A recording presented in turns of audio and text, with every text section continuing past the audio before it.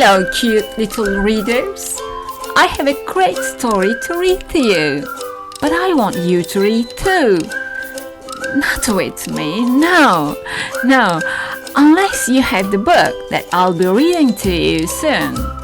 But don't worry if you don't have the book. I'll read the first half of the story. You can read the rest when you get the book from Amazon. Is this a good deal? Yes, I can hear you saying yes. Then let's begin. This story is called Daddy, Love You and Need You. Once upon a time, in a faraway land, there lived a thin, tall, blonde girl named Bee and her little brother, Barry. Bee was very happy, chatty, sometimes unworldly and crazy, unlike Barry. He was a smart boy with curious black eyes. He was a curly-haired, quiet little Barry.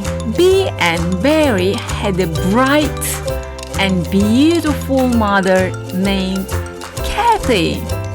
She was a teacher at a school, also at home for her own children, and their tall and strong father was called Johnny.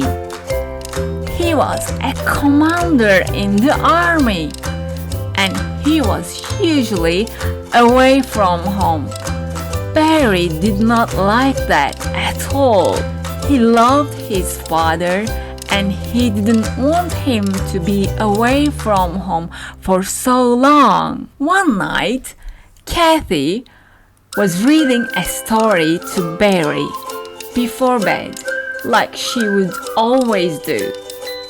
It was a very funny, very silly story, but Barry did not laugh at it at all. Kathy was surprised. "Isn't that funny, Barry?" asked Kathy. "No, it's not," said Barry and rolled to his left side. "Let's read another one," Kathy suggested. "Fine," said Barry, still lying on his left side, not facing to his mother. "Barry, please look at Mommy while she is reading the story to you," said his mother, sitting on the side of Barry's bed. "Why?" asked Barry. "Because it's rude not to," said Kathy. "Why do I have to be nice all the time?" asked Barry. "Barry, look at me," said Kathy. Barry didn't look at her. "I am not going to explain it if you don't look at me," said Kathy. "Fine," said Barry and rolled to his right side. "You don't have to be nice all the time, but you had no reason to be rude right now," said his mother. "Yes, I do. I do have a reason to be rude, Mom," explained Barry and sat up straight on his bed. He opened his eyes wide and looked at his mother. "What is it?" asked his mother.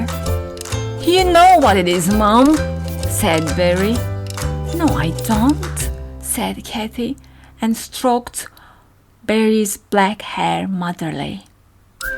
His throat started to get bigger and bigger. His eyes filled with tears, and he hugged his mother. "I miss my father," said Barry. "I know, Barry, but he'll come back soon. You know that," said Kathy. "When, Mom?" asked Barry. "Soon," said his mother. "How soon, Mom?" Barry asked. "I don't know, Barry. Your father is a big commander.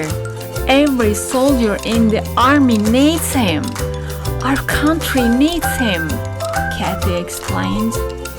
Barry looked down and remained quiet. quiet for a brief moment.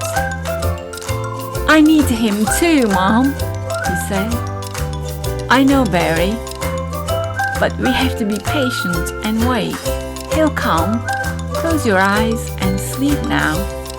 He'll come to your dreams, I'm sure," said Kathy. Barry lay in his bed. Kathy kissed him on his forehead, turned the light off. "Mommy, please," Barry pleaded. "You cannot sleep with the lights on, Barry. You're a big boy now," said Kathy, and walked out. She closed the door. Barry tossed and turned in his bed. He couldn't sleep. He was still afraid of the dark. Someone opened the door only after 6 minutes. A frog croaked. Barry heard it and screamed. "Be quiet," said Bee quietly, and ran up to Barry's bed. "Hey, Barry, look what I found," she whispered. "What?" asked Barry. "A frog," said Bee. "A magic frog," she added excitedly. "A magic frog?" asked Barry, sitting on his bed. "Yes, he talks. And guess what?"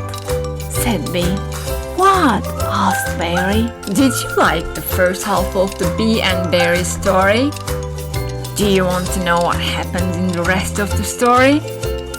Then you're going to have to read the second half of the story yourself. Remember? That was our deal.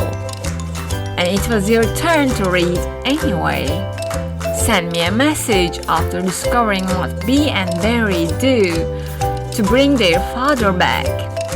And I must tell you that the book of Bee and Barry has lots of surprises for you, because the book turns into a coloring book as soon as you read the last page. I must go now because I have another story to read for you. Goodbye!